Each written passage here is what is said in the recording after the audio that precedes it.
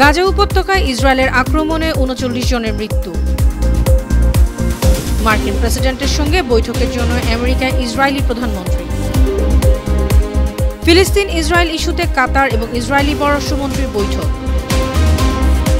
গাজা গণহত্যার প্রতিবাদে দেশে দেশে বিক্ষোভ। ইউক্রেনের রাশিয়ার ক্ষেপণাস্ত্র হামলার অভিযোগ জেলেনস্কি। যুক্তরাষ্ট্র ও চীনের বাণিজ্য যুদ্ধে ৫০,০০০ কোটি রিয়ালের বেশি ক্ষতি সৌদি আরবের শেয়ার বাজারে।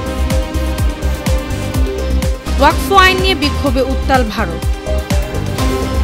বিশ্বের অন্যতম ধনী বিল গেটসের $১৫,০০০ কোটি ডলারের ১% পাবেন সন্তানরা। সুপ্রিয় দর্শক, শুনছিলেন শিরোনাম। উত্তর থেকে দক্ষিণ, পূর্ব থেকে পশ্চিম, বিশ্বজুড়ে প্রতিদিনের এমন বিভিন্ন খবর নিয়ে আমি অনন্যা চৈতি আছি আপনাদের সাথে। ইসরায়েলে রকেট হামলা করেছে আল কাসাম ব্রিগেড। গাজা উপত্যকা থেকে এই হামলার দেশটির আশকেলন শহরে ব্যাপক ক্ষতি হয়েছে। ইসরায়েলি প্রতিরক্ষা বাহিনী IDF জানিয়েছে তারা 10টি রকেট শনাক্ত করেছে, 5টি রকেট প্রতিরোধ করেছে। ইসরায়েলের জাতীয় জরুরি চিকিৎসা সেবা বিভাগ জানিয়েছে হামলায় একজন পুরুষ শেল শটের আঘাতে আহত হয়েছেন। পাল্টা আক্রমণ হিসেবে IDF গাজা উপত্যকার যেখানে থেকে রকেটগুলো নিক্ষেপ করা হয়েছিল সেখানকার একটি প্ল্যাটফর্মে আঘাত হানে।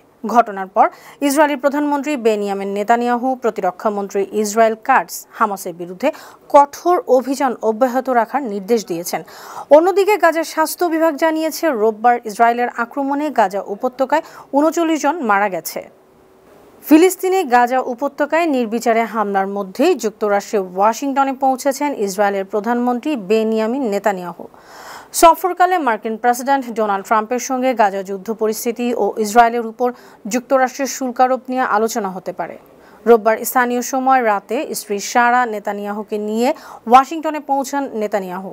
টাইমস অব ইসরায়েল জানিয়েছে ইসরায়েলি প্রধানমন্ত্রী আগামী 2 দিন মার্কিন প্রেসিডেন্ট ডোনাল্ড ট্রাম্প ও দেশটির ঊর্ধ্বতন কর্মকর্তাদের সঙ্গে বৈঠক করবেন। মূলত গাজা উপত্যকায় চলমান যুদ্ধ ও জিম্মিদের মুক্তি, ট্রাম্পের নতুন শুল্ক নীতি বিষয়ে আলোচনা হবে। সম্প্রতি অন্যান্য দেশের মতো ইসরায়েলি পণ্যের উপর 17% শুল্ক আরোপ করেছে আমেরিকা। তবে চ্যানেল 12 জানিয়েছে নেতানিয়াহুর সফরের মেয়াদ বাড়ানোও হতে পারে। ইসরায়েলি পররাষ্ট্রমন্ত্রী গিদিয়ন সারের সঙ্গে বৈঠক করেছেন সংযুক্ত আরব আমিরাতের পররাষ্ট্রমন্ত্রী শেখ আবদুল্লাহ বিন জায়েদ আল নাহিয়ান। রোববার আবুধাবিতে এই বৈঠক অনুষ্ঠিত হয়। এ সময় গাজা যুদ্ধবিরতি এবং আঞ্চলিক উন্নয়ন নিয়ে আলোচনা হয়। বিশেষ করে গাজার মানবিক সংকটের বিষয়টি বেশি গুরুত্ব পায়। সংযুক্ত আরব আমিরাতের সংবাদ সংস্থা WAM জানিয়েছে দুপক্ষের লক্ষ্য ছিল গাজায় যুদ্ধবিরতি এবং বন্দীদের মুক্তি নিশ্চিত করা। দুবাই পররাষ্ট্রমন্ত্রী গাজার জনগণের সুরক্ষা সব ধরনের কূটনৈতিক প্রচেষ্টার প্রতি সংযুক্ত আরব আমিরাতের সমর্থন পুনর্ব্যক্ত করেন। ইসরায়েলি পররাষ্ট্রমন্ত্রী জানিয়েছেন আঞ্চলিক নানা ইস্যু নিয়ে আলোচনা হয়েছে। গেল 18 মার্চ পুনরায় গাজায় সামরিক হামলা শুরু করে ইসরায়েলি বাহিনী। গাজার স্বাস্থ্য মন্ত্রণালয় জানিয়েছে হামলার সবশেষ হিসেব পর্যন্ত 1335 ফিলিস্তিনি মারা গেছেন, আহত হয়েছেন 3297 জন। গাজায় পুনরায় ইসরায়েলের সামরিক অভিযানের প্রতিবাদে বিক্ষোভ করেছে তুরস্কের হাজারো মানুষ। রোববার তারা ইস্তাম্বুলের বারবারোস মসজিদের সামনে জড়ো হয়ে এই ক্ষোভ প্রকাশ করে। পরে তারা মিছিল নিয়ে ইসরায়েলি কনসুলেটের দিকে যায়। এ সময় ফিলিস্তিন, তুরস্ক, ইসলামিক জিহাদ এবং প্রথম সিরিয়ান পতাকা প্রদর্শন করে প্রতিবাদীরা। এক পর্যায়ে পুলিশ ও প্রতিবাদীদের মধ্যে সংঘর্ষও হয়। কিছু নারী গাজায় নিহতদের স্মরণে প্রতীকী কফিন বহন করে। গাজার মানুষের প্রতি সমর্থন জানিয়ে ফ্রান্সের রাজধানী প্যারিসও মিছিল করেছে হাজারো মানুষ। রোববারের এই মিছিলে বিক্ষোভকারীরা ইসরায়েলকে একটি গণহত্যাকারী রাষ্ট্র বলে স্লোগান দেয়, প্ল্যাকার্ড বহন করে, অনেকে প্রতীকী কফিনও বহন করেছে। কেউ কেউ গাজার শিশুদের প্রতিনিধিত্ব করে রক্তের রঙে রঞ্জিত পুতুল দেখায়। গাজা স্বাস্থ্য মন্ত্রণালয় জানিয়েছে যুদ্ধের শুরু থেকে সবশেষ হিসেব পর্যন্ত 50,000-এরও বেশি ফিলিস্তিনি নিহত হয়েছেন। অপরদিকে ইসরায়েলে নিহত হয়েছে 1700 জনেরও বেশি মানুষ।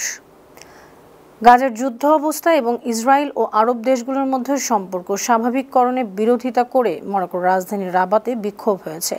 রোববার সেখানে শত শত মানুষ রাস্তায় নেমে প্রতিবাদ করে। তারা ইসরায়েলি পতাকা পুড়িয়ে এবং স্লোগান দেয়। গাজার কাজ করা চিকিৎসক ডক্টর আহমেদ জেরওয়াল বলেন, গাজার সবখানে ধ্বংসের চিহ্ন দেখা যায়, সেখানে বিপর্যয় এবং মৃত্যুর গন্ধ ছড়িয়ে পড়েছে। সমাবেশে বিভিন্ন সংগঠন এবং সমিতির পক্ষ থেকে আয়োজন করা হয়েছিল। দেশে 50টিরও বেশি শহরে এমন প্রতিবাদ সভা অনুষ্ঠিত হয়েছে। ব্ল্যাক সাগর থেকে ইউক্রেনের উপর ক্ষেপণাস্ত্র নিক্ষেপ করেছে রাশিয়া, এমন অভিযোগ করেছেন ইউক্রেনের প্রেসিডেন্ট ভলোদিমির জেলেনস্কি। রোববার কিয়েভে তিনি দাবি করেন পুতিন যুদ্ধ শেষ করতে চান না, যুদ্ধ আবারও শুরুর পথ খুঁজছেন। কিয়েভ শর্তহীন যুদ্ধবিরতি মেনে নিতে প্রস্তুত। তিনি যুক্তরাষ্ট্র, ইউরোপ সহ বিশ্বের সব দেশের প্রতিক্রিয়ার অপেক্ষায় আছেন। জেলেনস্কির অভিযোগ সম্পর্কে কোনো মন্তব্য করেনি মস্কো, তবে বরাবরই তারা ইউক্রেনের বেসামরিক অবকাঠামোতে আক্রমণ করার অভিযোগ অস্বীকার করেছে। যুক্তরাষ্ট্র ও চীনের পাল্টাপাল্টি শুল্ক আরোপে সৃষ্ট বাণিজ্য যুদ্ধের প্রভাবে গতকাল রোববার 50,000 কোটি রিয়ালের বেশি ক্ষতি হয়েছে সৌদি আরবের শেয়ার বাজারের। সপ্তাহ শেষে জ্বালানি তেলের ব্যাপক দাম কমে যাওয়ার আশঙ্কা করা হচ্ছে। সৌদি আরবের শেয়ার বাজারের প্রধান সূচক তাদাউল অল শেয়ার ইন্ডেক্স TASI 700 পয়েন্টের বেশি 6.1% কমে 11,200 পয়েন্টের নিচে নেমেছে। সৌদি স্টক এক্সচেঞ্জের আরেকটি গুরুত্বপূর্ণ সূচক নোমো প্যারালাল মার্কেট ইন্ডেক্স 5% কমে 1600 পয়েন্ট হারিয়েছে। গতকাল কাতার, কুয়েত, ওমান ও বাহরাইনও শেয়ার বাজারের পতনের খবর পাওয়া গেছে। ভারতে ওয়াকফ আইনের সাংবিধানিক বৈধতা চ্যালেঞ্জ মামলা জরুরি ভিত্তিতে শুনতে অস্বীকার করেছেন দেশটির সুপ্রিম কোর্ট। আজ সোমবার সুপ্রিম কোর্টের প্রধান বিচারপতি সঞ্জীব খান্নার এজলাসে মামলার দ্রুত শুনানির অনুরোধ জানান আইনজীবী কপিল সিবাল। জামায়াতি উলেমা হিন্দের সভাপতি মাওলানা আরশাদ মাদানির রুজু করা মামলার আইনজীবী কপিল সিবাল প্রধান বিচারপতিকে বলেন, এই আইনের বিরোধিতা করে বহু মামলা হয়েছে, বিষয়টি অত্যন্ত গুরুত্বপূর্ণ, প্রধান বিচারপতি যেন দ্রুত তা শোনেন। জবাবে প্রধান বিচারপতি বলেন, আদালতের ব্যবস্থা অনুযায়ী আদালত চলবে, সব গুরুত্বপূর্ণ বিষয় দুপুরে তার কাছে পেশ করার পর প্রয়োজনীয় সিদ্ধান্ত হবে। অন্যদিকে ওয়াকফ আইনের বিরুদ্ধে গোটা ভারতে বিক্ষোভ শুরু হয়েছে। আজ সোমবার জম্মু কাশ্মীর বিধানসভায় শাসক জোটের সদস্যরা বিক্ষোভ করেন। উত্তরপ্রদেশের মুজাফফরনগরে গত শুক্রবার নামাজে অংশগ্রহণকারীরা হাতে কালো কাপড়ের ব্যাজ বেঁধেছিলেন। এটি ছিল তাদের নিরুচ্চারিত প্রতিবাদ। জেলা পুলিশ সিসিটিভি ফুটেজে দেখে 300 মুসল্লিকে শনাক্ত করেছে। তাদেরকে থানায় হাজির হতে নোটিশ পাঠানো হয়েছে।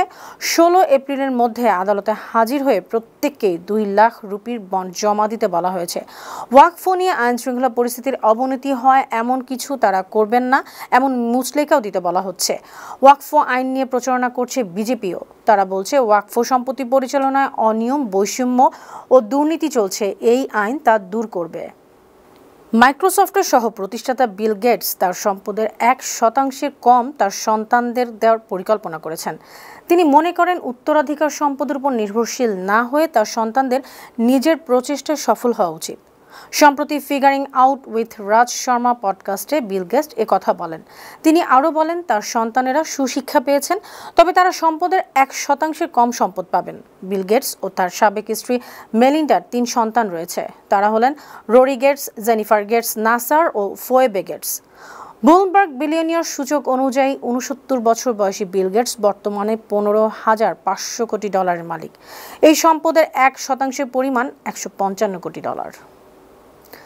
সুপ্রিয় দর্শক, এই ছিল আজকের বিশ্বজুড়ে প্রতিদিন। এমন আরও নানা খবর নিয়ে আগামীকাল আবার আপনাদের সামনে হাজির হব। আপনাদের মন্তব্য, পরামর্শ আমাদের আয়োজনকে আরও প্রাণবন্ত ও সৃজনশীল করে তুলতে পারে।